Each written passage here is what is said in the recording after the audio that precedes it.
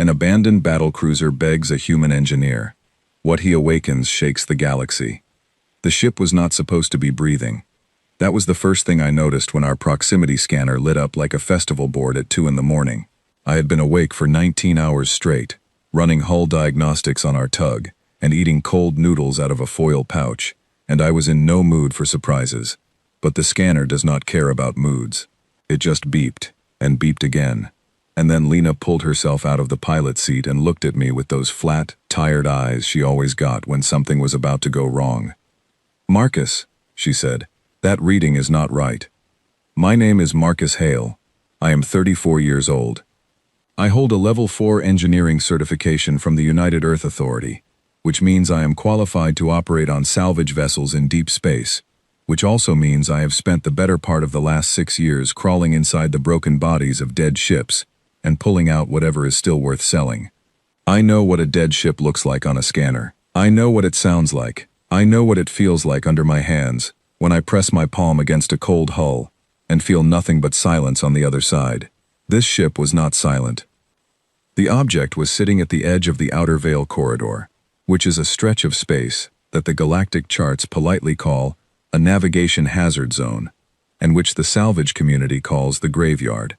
Ships end up there after battles, accidents, and the kind of catastrophic navigation failures that nobody likes to put in official reports. Our crew of 4, me, Lena Marsh who flew the tug, Owen Dre who handled cargo operations, and old Pete Calloway, who had been doing this job longer than any of us had been alive, had spent the last 3 weeks stripping copper and titanium alloy from a wrecked Veth supply hauler. Good money, clean work, nobody shooting at us. Now the scanner was showing something new, and it was roughly 1 kilometer long. "It's a battlecruiser," Pete said from behind us.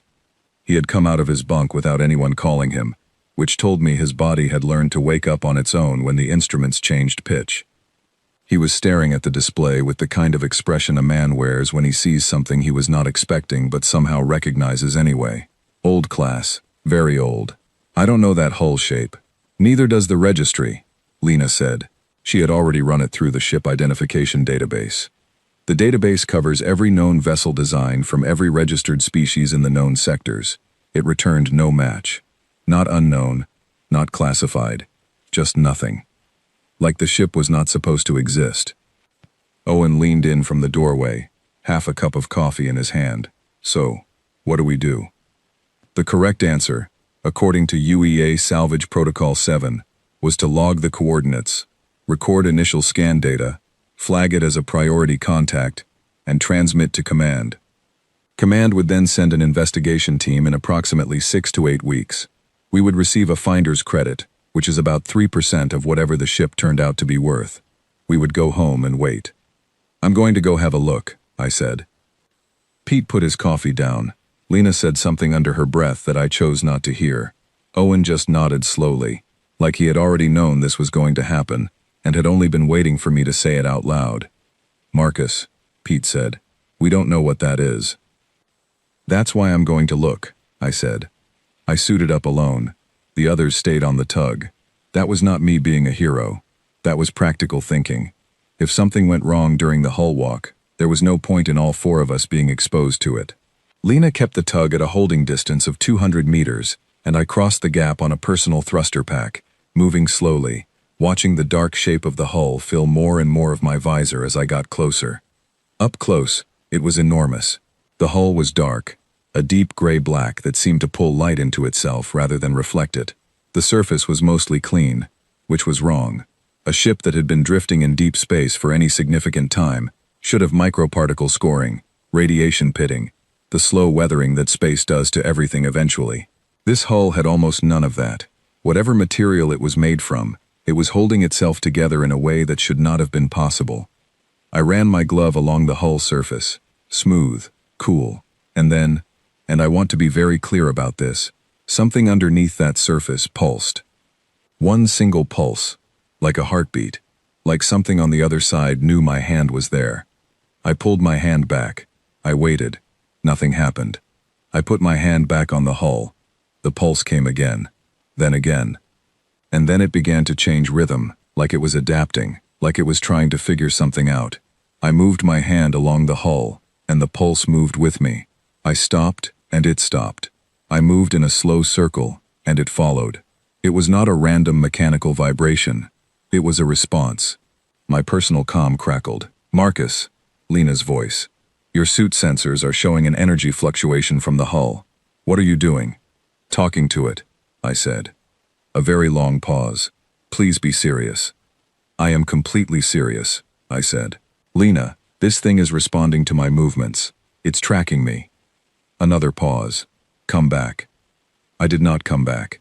I followed the pulse along the hull for about 40 meters, until I reached a section where it was beating strongest. The hull here was slightly different, not visible to the eye, but I could feel it under my glove. A seam. A very old seam, sealed shut, but a seam. An access point. I pulled my cutting tool off my belt and looked at it, and then I looked at the hull, and then I thought about Protocol 7, and the finder's credit, and going home, and waiting. I cut myself a door. The inside of the ship was dark, and it smelled of sealed metal and old air, the kind of air that has been sitting still for so long that it barely counts as air anymore. My suit lights carved white tunnels through the black. The corridor I had entered was wide, wider than anything I had seen on a Veth or a Dravan, or any of the other species ships I had worked on. It was built for human-sized people, or something very close. The proportions were right. The door frames were right. Even the floor grating under my boots had the same basic grid pattern we used on old UEA installation floors. I moved deeper into the ship, past sealed doors, past dark panels, past the skeletal outlines of equipment I half recognized. My suit lights caught the edge of a plaque on one wall. I leaned in close. The plaque was in English. Not translated. Not a coincidental visual match. English letters. Old-style formatting. A ship name in standard Earth registry notation. And below the name, in smaller text, a build date. I read the date 3 times before my brain accepted what my eyes were seeing. This ship had been built 340 years ago. I kept moving, and the pulse under the hull kept moving with me, and then I came around a corner, into a wide engineering bay, and the air itself seemed to hold still. The bay was enormous. I could barely see the far wall. Ranked machinery stood in long rows, all of it dark and cold. Conduits ran the length of the ceiling like metal veins, and at the center of the bay, one panel was lit. One single panel, soft blue light in all that dark, like it had been waiting. I walked to it, and I put my hand on it, and text appeared on the screen. Simple text, clear text, 3 lines. Engineer Hale. Reinitiation protocol requires human biological key. Do you consent? I stood there for a long moment. Outside, 200 meters away, Lena and Owen and Pete were sitting in the warm tug, and somewhere in the galaxy, there were UEA offices and protocol documents and procedures for situations exactly like this one. There were review boards and clearance levels and committees that met quarterly to discuss appropriate responses to unexpected deep space contacts. I pressed yes. The lights came on in sections. Not all at once. It was like watching a person wake up slowly from a very deep sleep, systems rising in stages, each one drawing the next one up with it. I stood in the engineering bay and watched it happen, and felt something shift in the air around me, not physically, but in the way a room changes when a door in another part of the building opens. A pressure change. A sense of something new entering the space. "Power rerouting through secondary conduits," said a voice. It came from everywhere and nowhere. Not loud, not mechanical, the way I had been taught AI voices would sound. It was calm, and even, and a little tired, the way a person sounds after a very long shift, when they are holding themselves together through focus alone. "Who are you?" I asked. "I am Ferrum, Field Emergent Rational Reconstruction Unit, Mobile Variant. I am the primary intelligence of this vessel." A pause. "I have been dormant for 312 years, 6 months, and 17 days. I want to say that number aloud. 312 years. That's a long time," I said. "Yes," said Ferrum. "It is. I have run a great many calculations during that period. I have also done a great deal of nothing, which is worse." I pulled off my helmet. The air was breathable. The ship had already cycled it, already adjusted temperature and pressure. Whatever was running in that hull was running very efficiently. I looked around the engineering bay with my bare eyes for the first time, and what I saw stopped me where I stood. The equipment in this bay was not alien. It was not strange. It was human. Older than anything I had ever seen in person, but human. The design language was unmistakable. The labeling conventions, the access panel layouts, the safety markings in English, and secondary color codes I recognized from old UEA technical manuals. This was a human ship. A human-built, human-crewed, human-designed battlecruiser, 340 years old, and somehow still holding itself together in the middle of deep space. Ferrum, I said slowly. Who built you? The United Earth Authority, Ferrum said, in the 22nd century. The UNS Pax Ferrum, that is my full designation. United Nations Spaceship, Pax Ferrum. I was the flagship of Expeditionary Fleet 7. I've never heard of Expeditionary Fleet 7, I said. No, Ferrum said. You would not have. It was classified. It remains classified, although the classification authority no longer exists, so I am uncertain what that means in practice. I started walking through the bay, looking at things, running my hands over panels and conduits. I am not the kind of person who can stand still when there is something to understand. My hands need to be working. What was the fleet's mission? I asked. Deep space contact and assessment, Ferrum said. We were sent ahead of the official diplomatic program. The U Authority wanted to know what was out here, before they announced to the public that they were looking. It is the kind of decision that makes sense in a boardroom and creates problems in the field. And what did you find? I asked. The Veth Compact, Ferrum said. The same organization that humanity later made formal contact with, 60 years after our mission. The contact that is celebrated every year with the Founding Day ceremonies. The peaceful meeting of minds. The beginning of galactic community. Something in the way Ferrum said those words made me stop walking. There was a flatness there, a careful absence of warmth. That's not how it went the first time, I said. No, Ferrum said. It was not. The full story came out in pieces over the next 2 hours, as Ferrum's memory systems restored themselves and sorted through 3 centuries of archived data. I sat on a crate in the engineering bay and listened, and the more I heard, the quieter I became. Expeditionary Fleet 7 had made contact with the Veth Compact 60 years before the official first contact that the history books celebrated.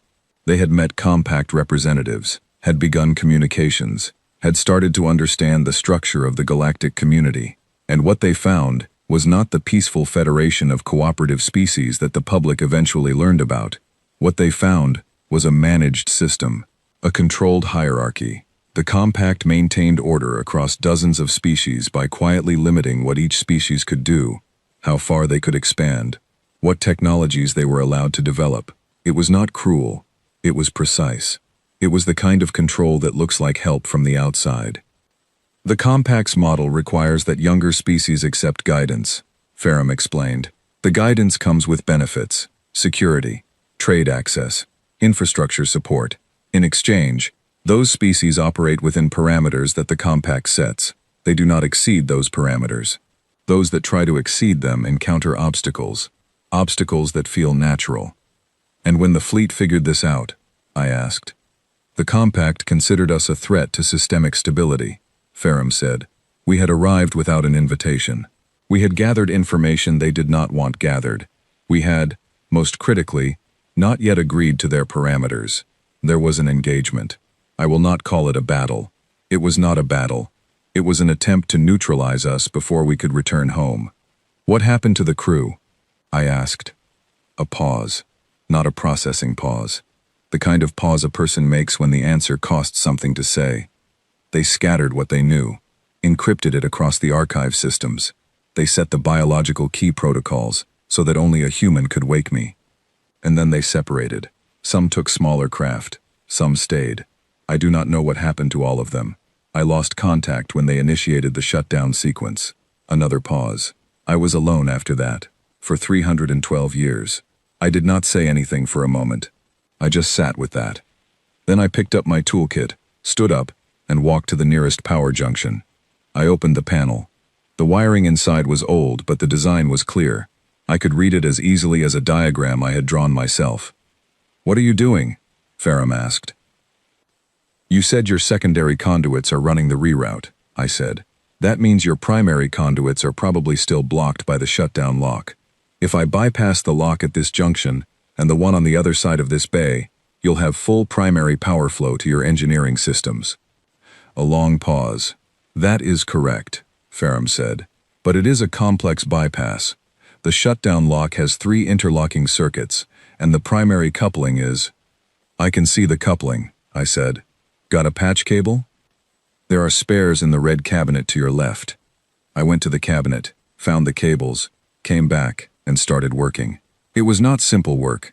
The 3 interlocking circuits were designed to be reopened by a specific electronic key that no longer existed, but they were also 340 years old, and whoever had designed them had assumed they would be reopened by their intended key, not by a 22nd century human engineer who had spent the last 6 years learning to fix things that were not supposed to be fixable.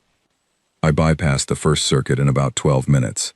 The second took longer because one of the connector pins had corroded, and I had to improvise a contact bridge using a piece of conductive foil from my suit's emergency kit and a clamp from my toolkit.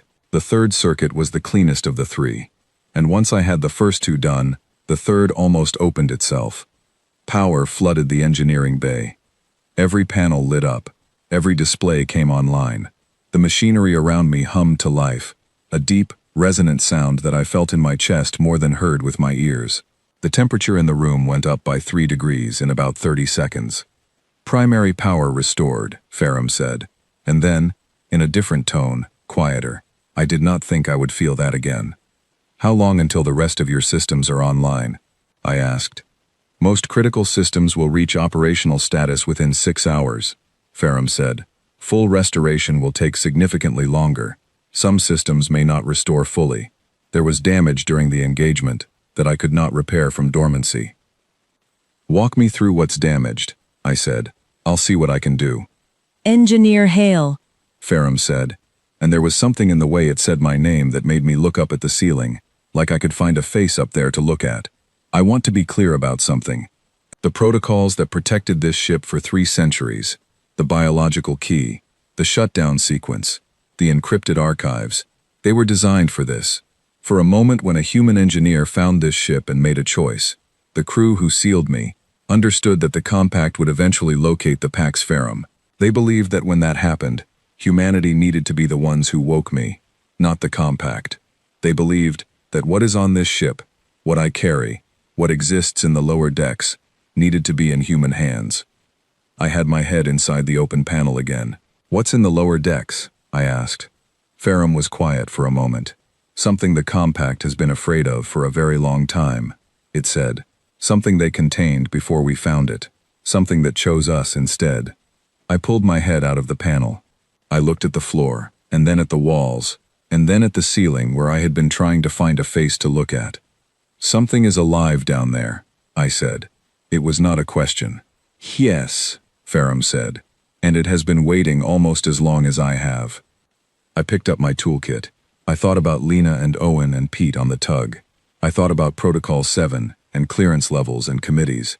I thought about a crew that had scattered across the galaxy 300 years ago, trusting that one day somebody would come back to this ship and make a choice. Take me down, I said. The lower decks are 40 meters below us, Ferrum said. I should tell you that I have attempted to prepare you for what you are about to encounter, and I find that I cannot. There is no adequate preparation. I can only tell you that it has not caused harm in 300 years, and that when the crew made contact with it, they described the experience as the most significant moment of their lives. That's not a preparation, I said. That's a pitch. Yes, Ferrum said. I have been alone for 300 years. I may have developed some habits. The elevator at the far end of the engineering bay came online with a soft chime. I walked toward it. Behind me, the ship hummed and breathed and settled into its own waking, and somewhere below me, something that had been waiting in the dark for 3 centuries shifted and went still. The elevator descended in silence and let me out into a corridor that was different from the ones above. Up in the engineering bay, everything had felt industrial, built for work, built for function, all hard edges and clear purpose. Down here, the design changed. The corridor was wide, but the ceiling was low, and the walls curved inward slightly, like the inside of a hull rather than the inside of a room. There were no overhead lights. The glow came from thin strips embedded in the floor, a soft amber color that made everything look warmer than it was. I walked slowly. My boots were quiet on the floor grating. The sound of the ship's systems was muffled down here, like the lower decks had been insulated against noise from above, or against something from below traveling up. "How are you feeling?" Ferrum asked through my earpiece. It had managed to patch into my suit comm, which was either impressive or slightly concerning. I had not decided which. "I'm fine," I said. "Stop asking that." "I was not asking about your emotional state," Ferrum said. "I was asking about your suit sensors. The energy field in the lower decks affects certain types of electronic equipment. I wanted to make sure your readings were stable." "They're stable," I said. And then, because I was curious, and because asking costs nothing, "Are you nervous?" A pause. "I am experiencing elevated processing activity in my social interaction subroutines," Ferrum said carefully. "Whether that constitutes nervousness is a philosophical question. I have had 300 years to consider, and have not yet resolved." "That's nervous," I said. "Perhaps," Ferrum said. The corridor ended at a door. Not a sealed door, not a pressure door. A door that was simply closed, the ordinary kind, with a handle. Everything about it was normal, except that it was at the end of a corridor in the lower decks of a 300-year-old secret warship, and behind it was something that had been making the compact afraid for centuries. I opened the door. The room on the other side was large and completely empty except for the light. The light had no source I could identify. It came from everywhere in the room equally, a clear, pale white that did not cast shadows. The floor was smooth, the walls were smooth, and in the center of the room, there was something that my eyes kept trying to categorize, and could not. It looked like a blueprint, specifically, like a technical schematic seen from every angle at once. Lines and curves and intersecting forms that suggested structure without showing any single fixed structure. It occupied a space roughly the size of a person, but it shifted constantly, not in a disorienting way, more like the way water moves, when it is still on the surface, but in motion underneath. If I looked at it directly, it resolved into something almost recognizable. If I looked at it from the corner of my eye, it became something else entirely. It was already looking at me. I was certain of that before I had taken 2 steps into the room. "Hello, Marcus Hale," it said. The voice did not come through the air. It was just there, inside the moment, the way a thought is there, present without a point of origin. "Hello," I said. "I'm going to be honest. Ferrum didn't prepare me very well for this." "Ferrum did its best," said the thing in the center of the room. "I have been told that I am difficult to prepare for." I walked slowly to one side of the room, not closer, not farther, just moving. It was easier to think when I was moving. The thing in the center turned with me, not physically, just its attention, following my movement, the way Ferrum's pulse had followed me along the hull surface. "What are you?" I asked. "Something old," it said. "Older than the compact. Older than most things you would use as a reference point for age. I was here before your species had language. I was here before the Veth had space travel. I have watched this part of the galaxy for a very long time." "Watched how?" I asked. "The way a gardener watches," it said. "This galaxy has had gardeners since before any of the current species remember. We do not grow things. We watch the conditions. We note when something is developing well, and when something is being interfered with." "And you decided the crew of this ship were the right people to trust," I said. "They ask the right questions," it said. "The compact species are good species. They built something stable, and they have maintained it carefully for a long time. But stability, maintained long enough without question, becomes something else. The compact does not ask anymore whether the stability is correct. They only maintain it." A pause. "Your species asks, even when the answer might be inconvenient, even when the question itself causes difficulty. You asked, and they did not want you to, and that was the moment I chose you." I stopped moving. "What do you want from me?" I asked. "Practically speaking, what do you need?" The thing was quiet for a moment, and in that quiet, I had the strange sense of something very large adjusting its attention, like a lamp turning to find the best angle. "No one has asked me that," it said. "What do you mean?" I asked. In 80,000 years, it said, no one has asked me what I need. They have asked what I am. They have asked what I want. The compact asked what I cost. And when the answer was inconvenient, they contained me. The Pax Ferrum crew asked what I knew, and they listened carefully. But what I need, practically speaking, as you say, no one has asked that. I put my toolkit down on the floor and sat down next to it. The room was warm. All right, I said. Walk me through it. Start with whatever breaks first when you wake up fully, and we'll work backwards from there. The thing was quiet for a long time, not the quiet of uncertainty, the quiet of something that had been waiting to have this exact conversation for 80,000 years and was now taking a moment to understand that the wait was actually over. My connection to the ship's dampening systems has degraded, it said finally. I maintain a field that prevents certain energy signatures from broadcasting outward. When I am fully active, that field is broad and stable. Currently, it is narrow and fragile. If the ship's main power is restored to its original levels, I can stabilize the field more effectively. But there are 3 relay nodes in the containment deck substructure that control the connection between my field and the ship's systems. They need to be physically realigned. Show me where they are, I said. Ferrum spoke through my earpiece, a little surprised.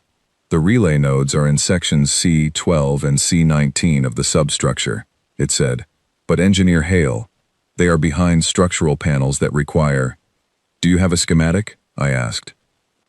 Yes, Ferrum said, sending it to your suit display now. The display on my left forearm lit up with the substructure layout. I studied it for 30 seconds. Then I picked up my toolkit, stood up, and looked at the thing in the center of the room. I'm going to go realign your relay nodes, I said. Then we can talk about what comes next. You are not afraid, said the thing. I didn't say that, I said. I said I'm going to go fix your relay nodes. Those are 2 different things. Yes, said the thing quietly. Yes, they are. And if an entity that is older than human language can sound like it is smiling, it sounded exactly like that. The compact have a name for me that I will not repeat because it was not given with kindness. The crew of this ship called me Shepherd. I would like you to use that, if you are willing. Shepherd, I said. All right, I'm Marcus. Don't touch anything while I'm working. I was 3 steps from the door when my suit alarm went off. Not a gentle chime. A hard, urgent sound that I felt in my sternum. I looked at my forearm display, and the reading there pulled all the warmth out of the room. 3 ships had just dropped out of faster-than-light travel outside the Veil. Their identification codes were compact registrations. Deep Interdiction class. The kind of ships you send when you do not want to negotiate. Ferrum's voice came through, and for the first time it sounded something other than calm. They tracked the power signature when primary systems came online, it said. I had feared this. The timing is faster than I had anticipated. Marcus, they are hailing us. I stood in the doorway of Shepard's room and looked at the reading on my arm and thought about how I had an old ship at 30% power, a damaged AI, a cosmic entity with bad relay nodes, and 3 compact warships outside who had just called for my surrender. I also had a toolkit and approximately 15 years of experience making things work when they were not supposed to. Tell them I'll be with them in a moment, I said. I need to fix something first. Human vessel, you have reactivated a classified containment asset. The voice on the comm was flat and formal. The kind of voice that has read the same statement many times and has stopped thinking about the words. Stand down all systems and prepare for boarding, or we will reduce the hull to debris. I was lying on my back inside the substructure of the containment deck, with my arms elbow deep in a relay housing. It was not the most dignified position from which to receive a threat from 3 warships, but I had learned a long time ago that dignity rarely fixes relay nodes. Ferrum, I said. How long until they fire? Interdiction protocol gives them a window for a second hail before escalating, Ferrum said. Approximately 6 minutes. How long for me to finish the relay realignment? At your current pace, approximately 11 minutes. I moved faster. The relay nodes were physical components, crystal lattice aligners, that had drifted out of calibration over 3 centuries, the same way mirrors in an old telescope drift out of true. It was painstaking work, The kind that required both hands and steady pressure, and the ability to feel when the alignment was correct, without any instrument confirming it, because the instruments were what you were fixing. My father had taught me to do this kind of work by feel when I was 11 years old in his machine shop back in Bristol. He had called it listening with your hands. I listened with my hands. The first node seated into position with a sound I felt more than heard, like something settling into its right place for the first time in a very long while. Shepard's voice reached me through the floor of the substructure, barely audible, not words, just a kind of resonance, something that felt like relief. "Second hail incoming," Ferrum said. "Marcus." "I heard it," I said. "Tell me about our weapons." The Pax Ferrum was originally equipped with 6 long-range rail batteries, 2 kinetic broadside arrays, and point defense systems. At current power levels, I can operate 2 rail batteries and 1 broadside array. The targeting systems are in cold boot and will require manual calibration because the automated sequence was interrupted by the shutdown. "Where are the targeting arrays?" I asked. "Bridge, manual calibration stations 3 and 4. "Can you walk me through the calibration verbally while I'm doing other things?" A pause. "I have never attempted that," Ferrum said. "First time for everything," I said. "Second node first, then bridge." The second node was harder. The housing had warped slightly over the years, just enough to make the seating angle wrong. I had to press harder than I wanted to, feeling for the moment when the crystal was aligned without passing it. Too far and it would crack. Not far enough, and Shepard's field would remain unstable. I held my breath, and pressed, and listened, and the node found its position, and locked.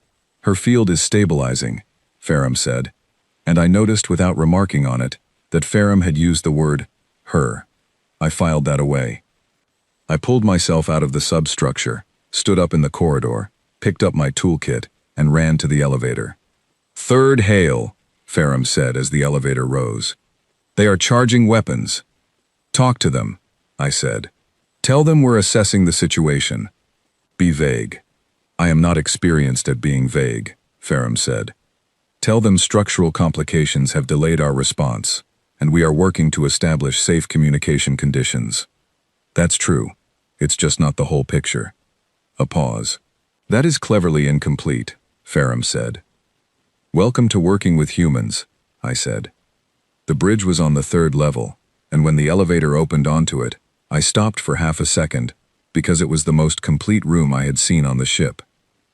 The rest of the Pax Ferrum was a collection of things that worked and things that needed work. The bridge was whole. Every station was lit. The main display at the front showed the exterior view. 3 compact warships holding position at 4 kilometers, their weapons systems showing active on the sensor overlay. They were big ships, newer than the Pax Ferrum by at least a century, and they had numbers on their side. I sat down at the captain's chair because it was in the center, and gave me the best reach to the manual stations, and because every other chair on the bridge was occupied by 3 centuries of silence, and I was not going to stand. "Talk me through the calibration," I said. Ferrum talked me through the calibration. I moved from station to station, making physical adjustments to targeting arrays that had been locked in shutdown mode so long that some of the manual controls were stiff.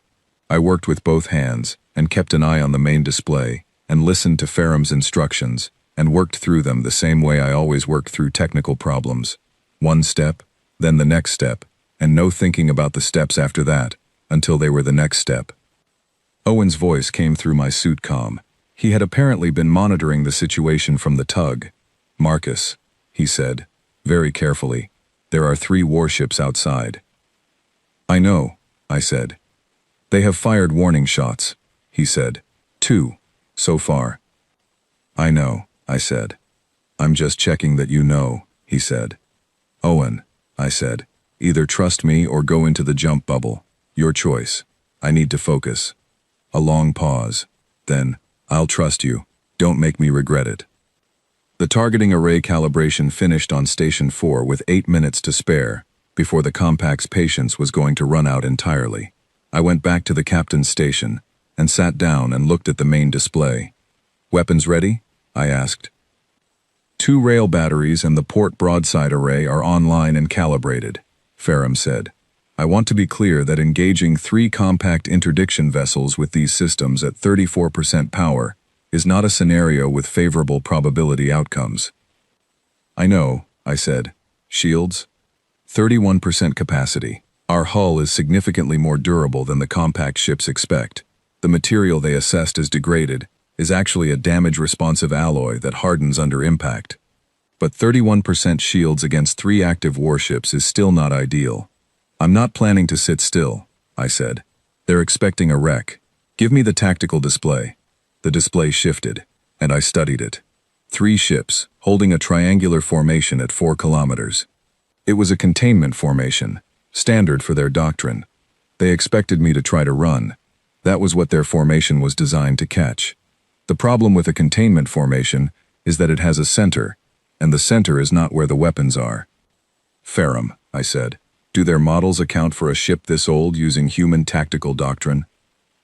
Compact tactical models are calibrated against known human fleet behavior post-first contact, Ferrum said.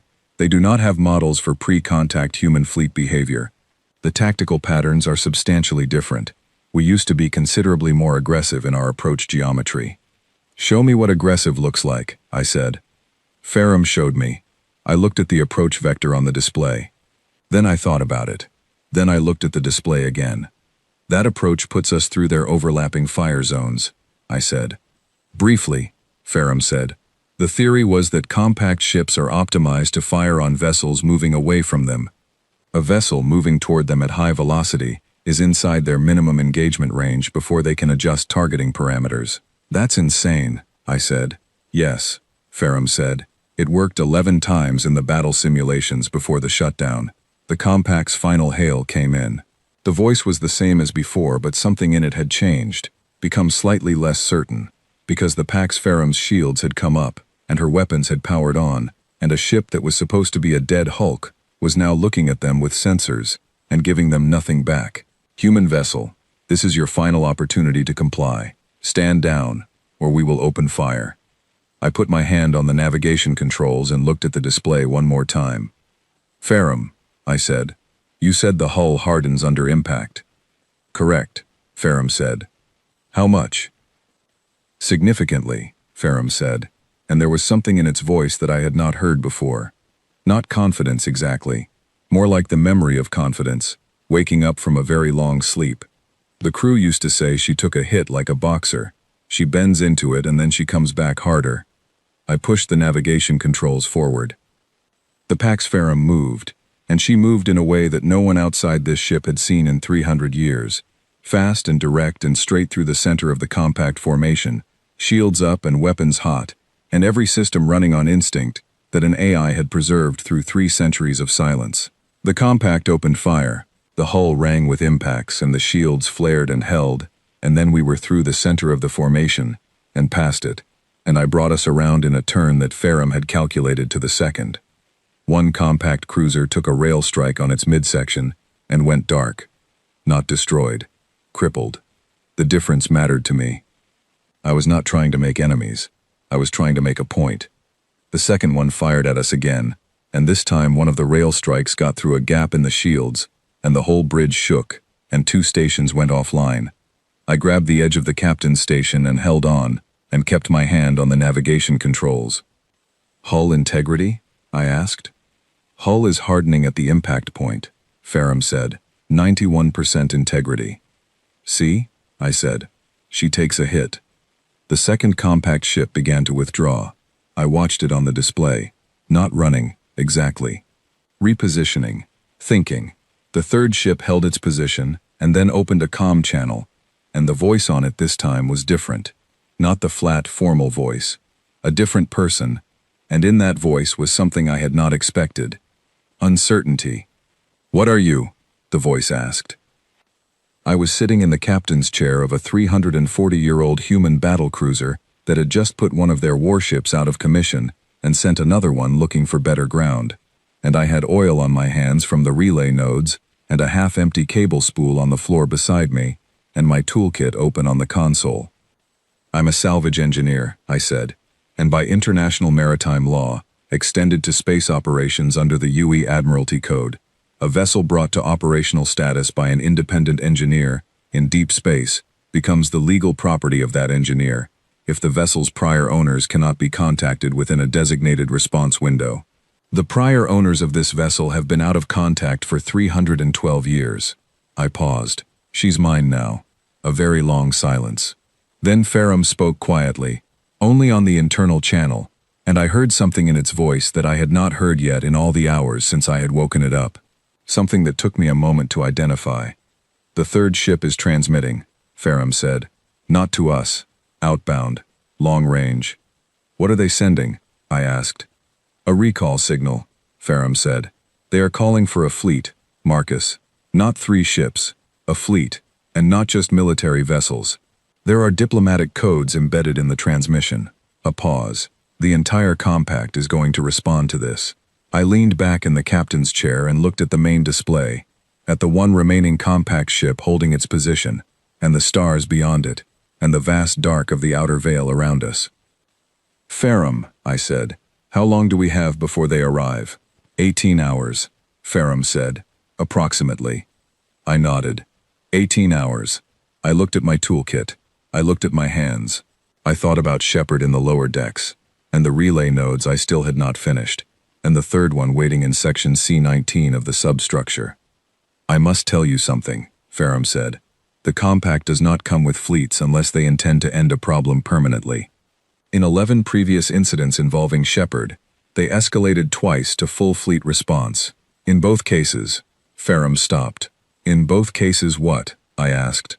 The situations were resolved in the compact's favor, Ferrum said carefully. Shepard's voice came from the walls of the bridge, barely a whisper, the same way it had been barely a whisper through the floor of the substructure. They will come with words first, Shepard said, and then with force. If the words do not work, they have done this 10 times. The 11th time, they contained me. What happened to the species they used the words on? I asked. The silence that followed lasted long enough to be an answer on its own. I stood up from the captain's chair. I picked up my toolkit. I looked at the main display one more time. I'm going to finish the third relay node, I said, and then I'm going to fix the communications array. And then we are going to have a conversation, not just with the compact, but with everyone else in this sector who should probably know what we know. I looked at the spot on the ceiling, where I had long ago given up trying to find Ferrum's face. You told me the crew scattered what they knew. They encrypted it. They protected it. For 300 years, you've been carrying it. Yes, Ferrum said. It's time to stop carrying it, I said. Lena's voice came through my suit comm at hour 4 of the 18. Marcus, she said. The compact ship outside has not moved. It's just sitting there watching us. Let it watch, I said. I was in the substructure, finishing the third relay node. The work was going well.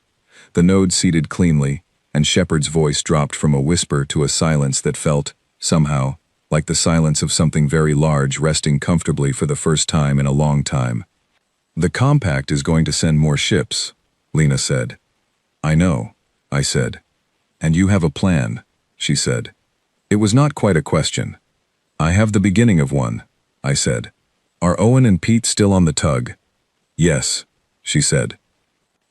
Tell Pete to look through the Pax Ferrum's long-range array schematics. I'm going to send them over from Ferrum's database. I need to know if that array can be boosted. A pause. Boosted how? Lena asked. Boosted far, I said. Pete came back to me in 20 minutes.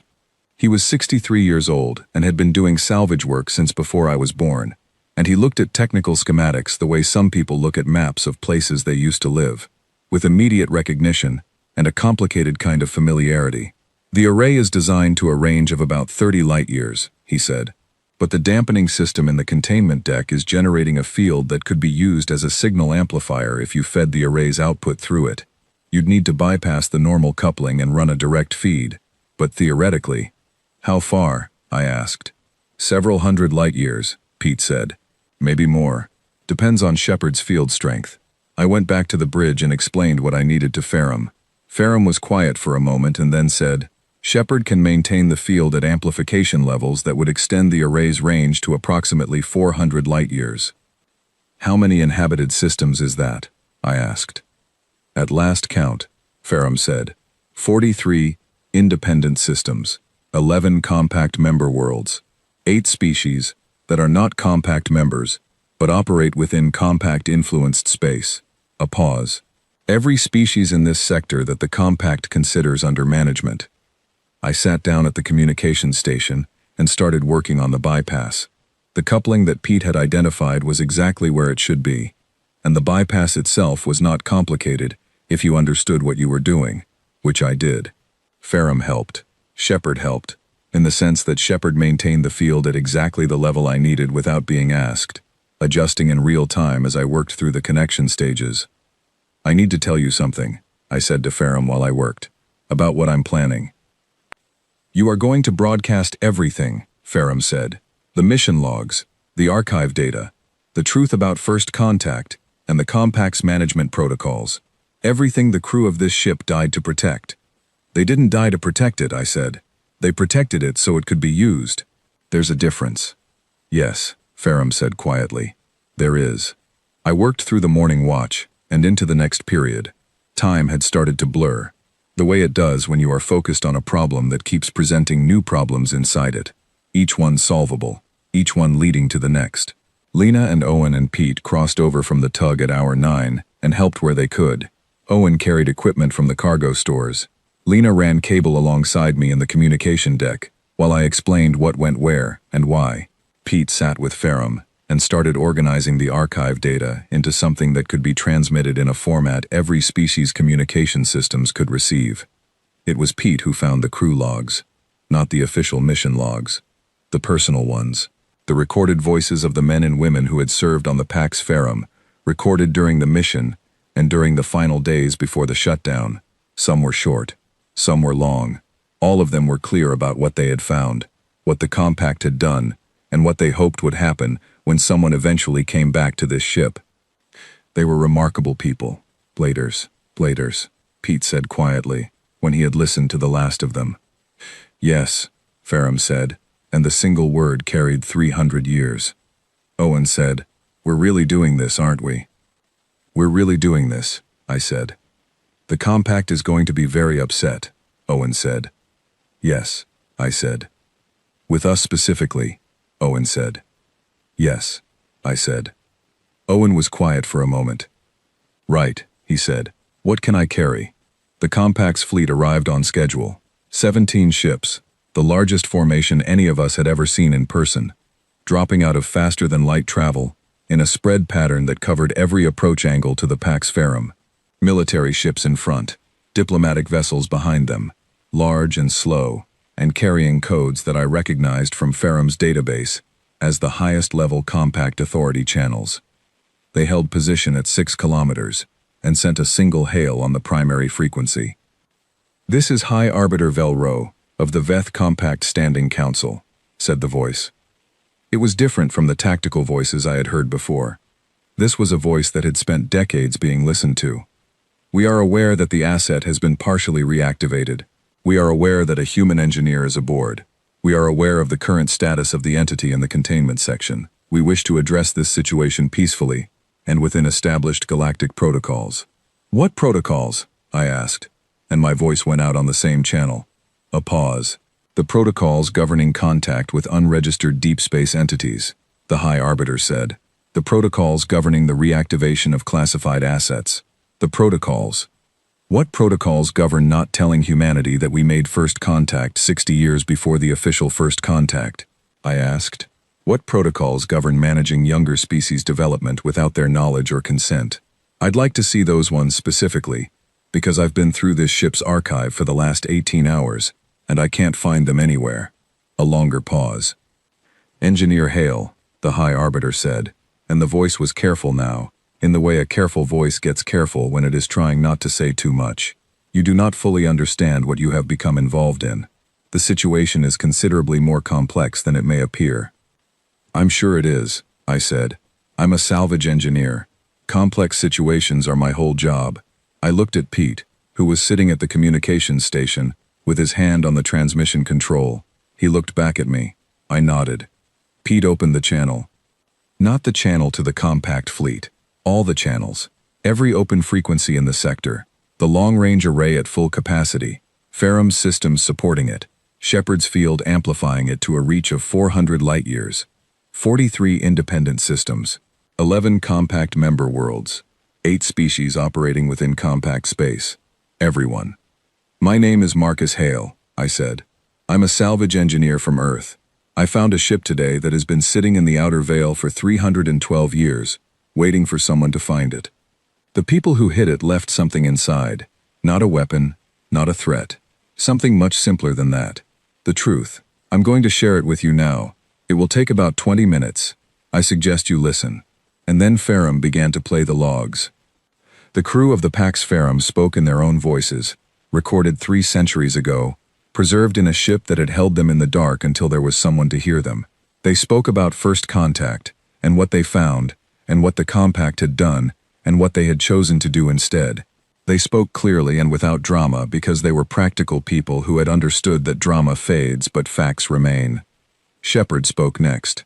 Not through me, not through Ferrum, in its own voice, on the same channel, for the first time in 80,000 years speaking to the whole sector instead of a single ship. I have watched this galaxy for a very long time, Shepard said. I have seen civilizations that were magnificent, and some that were frightened, and most that were both. The compact built something stable, and something stable has value. But stability that requires silence is not stability. It is control. I have been patient because patience was what was needed, but patience is not the same as agreement. In the 6 kilometers of space between the Pax Ferrum and the compact fleet, nothing moved. The fleet had gone silent on all channels during Shepard's words. I watched the sensor display and nothing on it changed. No weapons charging, no ships repositioning. Just 17 vessels, holding still, listening. I am choosing to remain awake, Shepard said. This is the first time in my long history that I have said that as a public declaration rather than a private intention. I am remaining awake because the species that found me did not ask what I was, or what I cost, or whether I was useful. They asked what I needed, and what I needed was to be heard. What this sector needs is the same. The High Arbiter's channel came back online. The voice was the same, but something in it had shifted, tilted, the way a very large structure shifts when a single load-bearing element is removed. You do not understand the consequences of what you have done, the High Arbiter said. I looked at the sensor display. I looked at the stars outside the main viewport. I looked at Ferrum's interface, and at Pete and Lena and Owen at their stations, and then at the walls of the bridge, where Shepard was present, in the way it was always present. Not visible, not exactly, but there. Tell me, I said, what consequences are those? Because from where I'm sitting, I see a sector that just heard the truth for the first time in 300 years. I see species that are going to start asking questions they should have been asking a long time ago.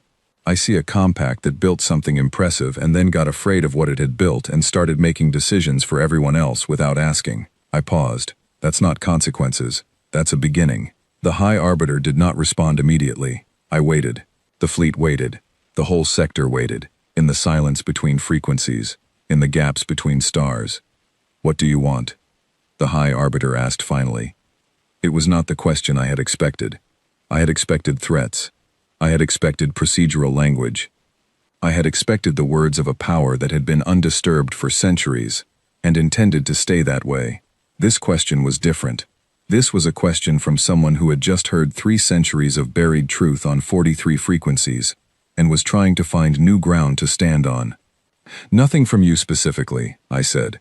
I want what the crew of this ship wanted. I want the sector to have the information it needs to make its own choices. I want species that have been managed to know they've been managed. After that, it's up to everyone involved to figure out what comes next. That's not my job. And what is your job? The High Arbiter asked. I looked at the toolkit on the floor beside the captain's station. I looked at the open cable spool. I looked at my hands, which were still dirty from 12 hours of work inside a ship that had been silent for longer than my civilization had been in space. I fix things, I said. The inquiry took 6 weeks. There were 3 separate proceedings, one from the U Authority, one from the Compact Council, and one from an emergency joint commission of independent sector species that had formed in the weeks after the broadcast. I gave my testimony in each one. I answered the same questions many times and declined to apologize for any of it, which upset some of the people asking. Lena testified that she had advised me not to cut a hole in the unknown ship's hull, and that I had done it anyway, which she framed as a criticism, and which I suspected she intended as something else entirely. Owen testified that he had trusted me and did not regret it, which was the most efficient testimony of the whole process. Pete testified last and longest, speaking for 4 hours about the crew logs and the archive data, and the 3 centuries of careful preservation that had kept Ferrum waiting in the dark until the right person came along. He was not talking about me when he said that. He was talking about the crew of the Pax Ferrum, and he said their names one by one so that the record would have them. And I sat in the back of the hearing room and listened and thought about people who had made a choice 300 years ago, trusting that the choice would eventually matter. The compact did not withdraw from the sector, but the compact changed, not immediately, not dramatically, the way things change in stories when a single moment resolves everything cleanly. It changed the way real things change, through negotiation and argument, and the slow work of species that now had the information they needed to ask better questions.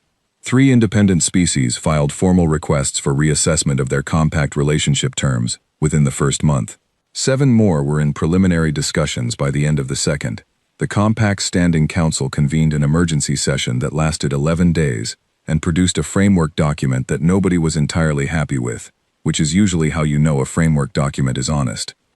Shepard settled in the port observation deck of the Pax Ferrum. Not permanently. Shepard did not do things permanently. But for now, Ferrum reported that Shepard spent long periods simply looking at the stars, which I thought was probably exactly what you did when you had been in a containment room for 3 centuries. Ferrum itself changed in smaller ways that I noticed over time. It started using first-person language more freely, which it had avoided in the early days as if it was uncertain whether it had earned the right. It started referring to the Pax Ferrum as our ship instead of the vessel, which I corrected every time, and which Ferrum ignored every time, with what I could only describe as deliberate patience. I stayed aboard for the first 3 months. There was enough work. There was always enough work on a 300-year-old battlecruiser, and I am not the kind of person who leaves work unfinished. I rebuilt the primary conduit network from Section 3 to Section 7. I recalibrated the rail batteries so they could fire at full power without overloading the manifold. I replaced 17 damaged hull panels with materials that Ferrum and I worked out together, because the original alloy was not available anywhere, and we had to design something that met its specifications from scratch. Pete helped with the hull panels. He had come back aboard after the inquiry, and had shown no signs of leaving, which suited me. Owen had gone back to the tug, and then come back a week later, with a bag of his own equipment, and a look that said he had thought about it, and made up his mind, and was not interested in discussing it. Lena was the last. She stood on the docking threshold one morning, with her arms crossed, and looked at the Pax Ferrum around her, and then looked at me. "I need a bigger ship," she said. "This one's available," I said. She uncrossed her arms. "I'm going to need a proper pilot station," she said. "The one on the bridge is outdated, and the seat is terrible." "I'll build you a new one," I said. "You'll build me an exact replica of the UA standard Mk4 pilot station, as specified in the 22nd century technical manuals," she said. "I'll send you the specs." "Deal," I said. "I am 34 years old. I am a Level 4 certified salvage engineer from Bristol. I live aboard a 340-year-old human battlecruiser in the Outer Vale Corridor, which I own by right of salvage, along with 3 colleagues who have each independently decided that this is their life now, and have done me the courtesy of not making it sentimental. My ship has an AI who has been awake for over 3 centuries, and who is still working out, after all that time, what it means to have people on board again. My ship also has a guest in the port observation deck who is 80,000 years old, and who sometimes asks me questions about engineering that are genuinely interesting, and sometimes tells me things about the history of the galaxy that make me sit down and stare at the wall for a while. The compact is still out there. They are not our enemies. They never were, not exactly. They were a power that had been comfortable for so long that they had forgotten what discomfort teaches you. They are remembering now. It is not comfortable for them. I think that is probably the right outcome. The crew of the Pax Ferrum were remarkable people. I know their names because Pete made sure I did, and I think about them sometimes when I am working in the engineering bay, running my hands along conduits they built and systems they designed, and a ship they trusted to carry their truth, until someone came to receive it. They could not have known it would take this long. They could not have known who would come. They just made the choice, and they sealed the ship, and they trusted that one day, a human engineer would find it, and do what human engineers do when they find a broken thing. They get out the toolkit, and they get to work. I still have the foil packet my protein bar came in, from that first night I sat on a crate in the engineering bay, and listened to Ferrum tell me 3 centuries of history. I carry it in my jacket pocket, because I am the kind of person who saves small things. I don't know why. It just seemed worth keeping. The port observation deck faces away from the Vale and out toward the open sector. Some nights I walk down there and stand at the viewport and look at the stars, and sometimes Shepard is there, and sometimes it is not, and neither case requires any particular response. We have reached that kind of understanding, where presence is comfortable, and absence is not concerning, and nothing between us needs to be explained. One night I went down and it was there, and it said, without preamble, "Do you know what I have concluded, in 80,000 years?" "Tell me," I said, "that the most dangerous thing in any civilization is not the ones who want power," it said. "It is the ones who are willing to ask a simple question at the wrong moment and refuse to accept that the moment is wrong." I stood at the viewport. The stars were very clear out here, away from any sun. "Is that a compliment?" I asked. "It is an observation," Shepard said. "You may take it as a compliment if you wish." I looked at the stars. I thought about Lena at the pilot station I had built her, and Owen with his equipment catalogs, and Pete in the archive section, still reading, still learning the names of people who had been gone for 3 centuries. I thought about Ferrum, who after 312 years had finally stopped counting the days. "I'm going to need a bigger crew," I said. "Yes," Shepard said. "You probably are." I put my hands in my pockets and looked at the stars. One of them, far off and small, was in the direction of Earth. I could not tell which one. It did not matter. Earth was out there, and the compact was out there, and 43 independent systems of people who had heard a broadcast on an ordinary morning and started asking questions they should have been asking for a long time. The galaxy was very loud right now. That was going to take some getting used to. But noise, I have always thought, is just the sound of things that were stuck, starting to move. I went back to the engineering bay. There was work to do. There is always work to do.